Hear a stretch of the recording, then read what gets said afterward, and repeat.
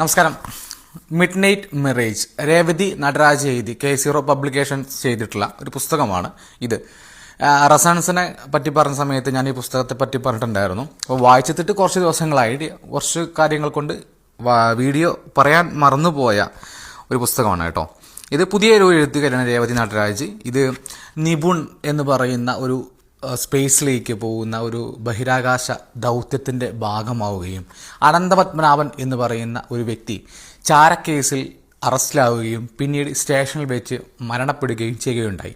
അതിൻ്റെ പിന്നാമ്പുറം തേടിപ്പോകുന്ന ഭാവിയിൽ മരുമകനായിത്തീരുന്ന സ്റ്റീഫൻ ആ ദൗത്യം ഏറ്റെടുക്കുകയും പിന്നീട് ആ ദൗത്യത്തിലേക്ക് വാൾവഴികൾ കടന്നു പോവുകയും ആ ദൗത്യത്തിൻ്റെ ഇടയിൽ വെച്ച് സ്റ്റീഫനും മിസ്സാവുന്നു. പിന്നീട് കൊച്ചുമകളായ എമിലി നടത്തുന്ന വിജയകരമായ യാത്രയും ആ പരീക്ഷണത്തിൻ്റെ സക്സസ് എന്താണ് എന്നൊക്കെ വിവരിക്കുന്ന ഒരു കഥയാണിത്. ഒരു ബഹിരാകാശ സ്പേസിനെ സംബന്ധിച്ചിട്ടുള്ള ഒരു കഥയാണിത്. ആക്ച്വലി നിങ്ങൾ വായിച്ചു പോകുമ്പോൾ നിങ്ങളെ മനസ്സിലേക്ക് കയറി വരുന്ന ഒരു കഥ അല്ലെങ്കിൽ ഒരു പശ്ചാത്തലം എന്ന് പറയുന്നത് നമ്മുടെ നമ്പി നാരായണൻ്റെ കേസാണ്. നമ്പി നാരായണൻ്റെ ചാരക്കേസുമായി ബന്ധപ്പെട്ട് ഒക്കെ നമുക്ക് റിലേറ്റ് ചെയ്യാൻ പറ്റുന്ന ഒരു കഥയായിട്ട് തോന്നി. അതുകൊണ്ട് തന്നെ വായിക്കുമ്പോൾ ഭയങ്കര ഇൻട്രസ്റ്റിംഗ് ആയിട്ട് തന്നെ മുന്നോട്ട് ഇങ്ങനെ പോകും.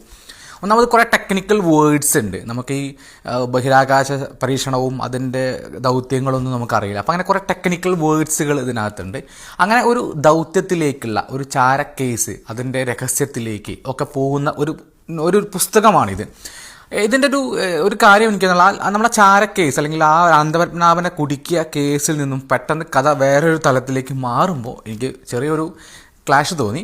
പക്ഷെ വായിക്കാൻ പറ്റിയ മനോഹരമായിട്ട് നമ്മളെ ഇരുത്തി ഒറ്റയിരിപ്പിന് നിങ്ങൾക്ക് തീർക്കും. കാരണം ഒരുപാട് സാഹിത്യങ്ങളൊന്നുമില്ല. സിമ്പിളായിട്ട് ഒരു ഇൻട്രസ്റ്റിംഗ് ആയിട്ട് ഇങ്ങനെ എന്താ സംഭവിക്കുന്നത്, എന്താണ് ആ രഹസ്യം എന്ന് അന്വേഷിച്ചു പോകുന്ന കൊച്ചുമകളായ എമിലിയുടെയാണ് ഈ കഥ അവസാനിക്കുന്നതും തുടങ്ങുന്നതും.